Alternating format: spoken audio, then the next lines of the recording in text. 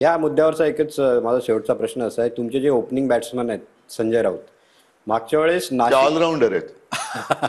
तर ते सकाळी सकाळी ओपनिंग सुरू करतात ना, म्हणून मी त्यांना ओपनिंग बॅट्समन म्हटलं. की नाशिकमध्ये ज्या वेळेस लोकसभेच्या वेळेस त्यांनी आरोप लावला होता की मुख्यमंत्र्यांच्या बॅगांमधून पैसे जातात, तो आरोप लावला होता. हो. ठीक आहे, त्यानंतर काय झालं सर की नाटक झालं.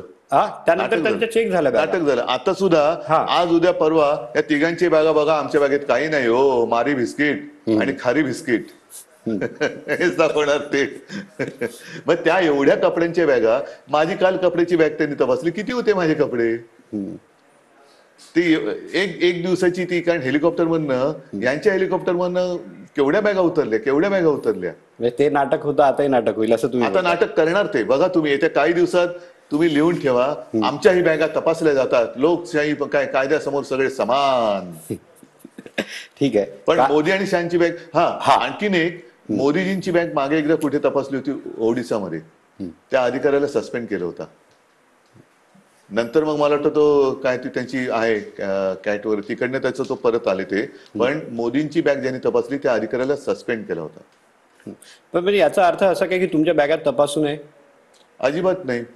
सगळ्यांच्या बॅगा तपासा, माझ्या रोज बॅगा तपासा. उलट तर माझी बॅग त्यांच्याकडे देतो, त्यांच्याही तपासा असं तुमचं म्हणणं आहे? उलट त्यांनी अशी व्यवस्था करावी की माझ्या ज्या काही बॅगा आहेत त्या मी त्यांच्याकडे देत जाईन. पूर्ण दौऱ्यात त्यांनीच त्या कॅरी कराव्या, माझं ओझं कमी होईल. फक्त मला पाहिजे तेवढे कपडे पाहिजे तेव्हा द्यावे.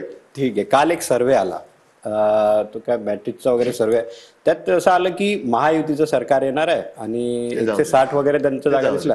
मला एक विचारायचं होतं, जो लोकसभेत तुमचा टेम्पो होता, म्हणजे लोकसभेत मवियाची हवा झालेला आहे, हा त्याचा ट्रक झालाय. हा ट्रक झालेला आहे, कारण मला ते विचारायचं. नक्कीच झालंय. तुम्ही माझ्या सभा, माझ्याच नाही, महाविकास आघाडीच्या सभा बघा. अक्षरशः एक विधानसभा सभेची सभा ही लोकसभेच्या सभेसारखी होते, मोठी, प्रचंड मोठी, आणि लोक जिवंतपणाने प्रतिसाद देतात. नाही, लाडकी बहीण मधात अडचणीची ठरत नाहीये याच्यात? अजिबात नाहीये. त्यांना अडचणीची ठरते, कारण त्यांचं नाटक, त्यांचे जे वक्तव्य ते बघा ना. काल परवाकडे त्यांचा तो महाडिक बोललाय, म्हणजे ते महिलांना नोकर समजायला लागले. आता 1500 रुपये दरमहा त्यांना नोकरीला ठेवल्यासारखं ते वागायला लागलेत. ही भावना त्यांची स्वच्छ नाहीये.